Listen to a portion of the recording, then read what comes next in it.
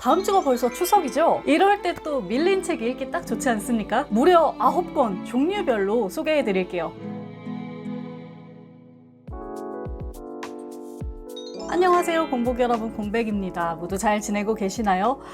다음 주가 벌써 추석이죠? 주말이 붙으면서 5일간의 긴 연휴를 보내게 됐는데 이럴 때 또 밀린 책 읽기 딱 좋지 않습니까? 그래서 추석 때 읽을 만한 재밌는 책들 싹 모아왔습니다. 무려 9권 종류별로 소개해 드릴게요. 추석까지 딱 일주일 남았으니까 그 사이에 책 고르시고 나서 구매하거나 빌리시고 이렇게 든든하게 책 장만하셔서 추석 맞이하시길 바랍니다. 그럼 바로 시작해 보겠습니다. 네, 먼저 소설, 그 중에서도 스릴러파를 위한 추천입니다. 제가 정말 자주 추천드리는 책인데요. 마태 작가님의 습기입니다. 엄청난 행운으로 아파트 청약에 당첨된 가족이 있습니다. 기쁜 마음으로 이 아파트에 들어가는데요. 첫날부터 좀 이상해요. 수희 아저씨도 너무너무 섬뜩하고 다짜고짜 차로 뛰어들어서 미친 듯이 웃어대는 여자도 있고 너무 소름 끼칠 만큼 살갑게 다가오는 이웃도 있고요. 게다가 이 아파트를 둘러싼 실종, 사망 사건 소문도 일어나기 시작합니다. 이야기가 진행되면서 이 지옥도가 서서히 모습을 드러내게 되는데 이 안에서 엄마는 아이를 지키기 위해 고군분투하게 됩니다. 이게 좀 뻔한 표현이지만 정말 손에 땀을 쥐게 하는 스릴러 소설이었고요.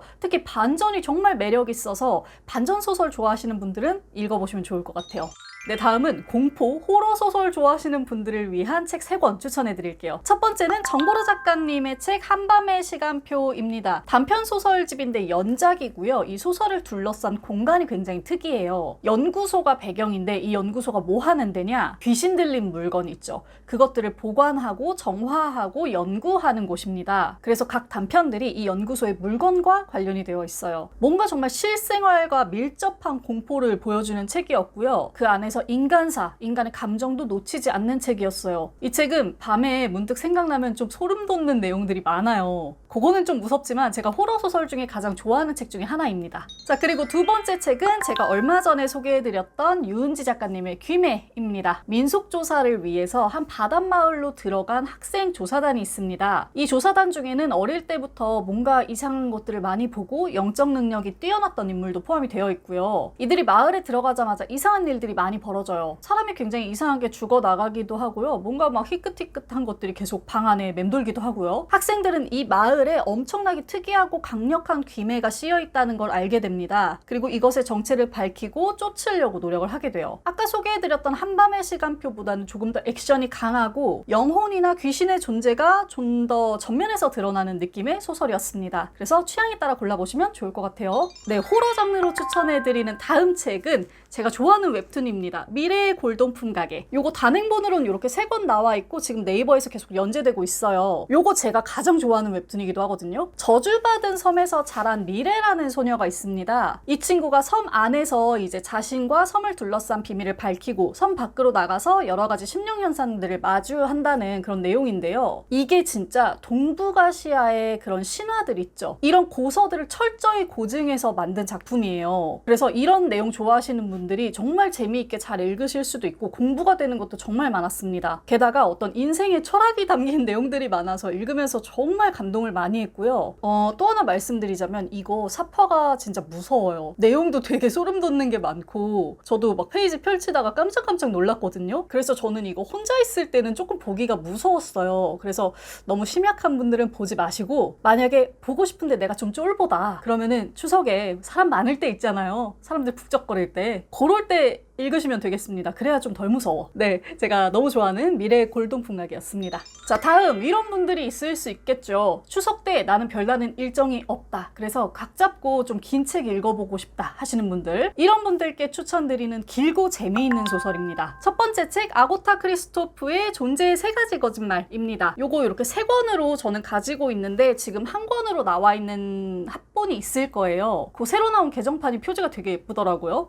아무튼 이 책은 제가 그 천명관 작가님의 고래와 더불어서 줄거리 요약을 하기가 가장 힘든 책 중에 하나인 것 같아요. 이 책에는 쌍둥이 형제가 등장합니다. 이름이 클라우스, 루카스. 이름 철자 순서만 바뀐 쌍둥이죠. 얘네는 둘이서 어렸을 때부터 굉장히 독특하게 성장을 했거든요. 되게 좀 폭력적이기도 하고 기괴하기도 하고 그래서 주변 사람들로부터 악마 취급을 받을 정도예요. 그러다가 이제 이 아이들이 아이들이 시간이 흘러서 마을 바깥으로 나가게 되는데 여기서 또 어떤 기괴하고 신기한 일들을 겪죠. 그러면서 두 아이의 운명이 서로 좀 갈라지게 되거든요. 이 소설 역시 반전이 있는 소설이고요. 읽다 보면 그게 뭐야? 이게 뭐야? 하다가 세 권이 다 흘러가 있는 책입니다. 뭐 이 이상 줄거리를 어떻게 설명해 드려야 될지 모르겠는데 이 기분은 읽어보셔야 아실 것 같아요. 내가 만약에 진짜 소용돌이 같은 소설 읽어보고 싶다? 이 책 읽어보시면 됩니다. 아고타 크리스토프의 존재의 3가지 거짓말이었어요. 자, 그 다음에 나는 이번 추석에 시간이 많다. 그래서 좀 각 잡고 공부해보고 좀 학구적인 시간을 보내보고 싶다 하시는 분들께 추천드리는 책입니다. 요슈타인 가더의 소피의 세계입니다. 이것도 저는 3권 분권으로 가지고 있는데 1권짜리 책 있어요. 이 책은 철학 입문서의 대표주자 같은 책이죠. 특이한 게 철학책인데 추리소설 형식을 띠고 있어요. 소피라는 아이가 있는데요. 어느 날 정체불명의 편지를 한 통 받게 됩니다. 대뜸 너는 누구니? 라면서 철학적인 질문을 던지는 편지인데요. 자신을 철학자라고 소개한 이 사람은 소피에게 편지로 철학에 대한 공부를 해주기 시작합니다. 소피는 이 정체 모를 인물에게 편지를 받으면서 철학을 배우게 되고요. 동시에 이 사람이 누군지 무척 궁금해하면서 사실을 밝혀내기 시작해요. 서양 철학을 기초부터 굉장히 자세하게 이야기를 해주고 또 문체가 굉장히 쉽게 되어 있기 때문에 철학 처음 접해보시는 분들께 되게 많이 도움이 될 만한 책이고요. 이번 추석에 이렇게 한번 진득하니 읽어두시면은 앞으로의 독서에도 굉장히 많이 도움이 될 만한 책입니다. 아, 추석에 공부 잘 해놨다 이렇게 만족감을 얻으실 수 있는 책이었어요.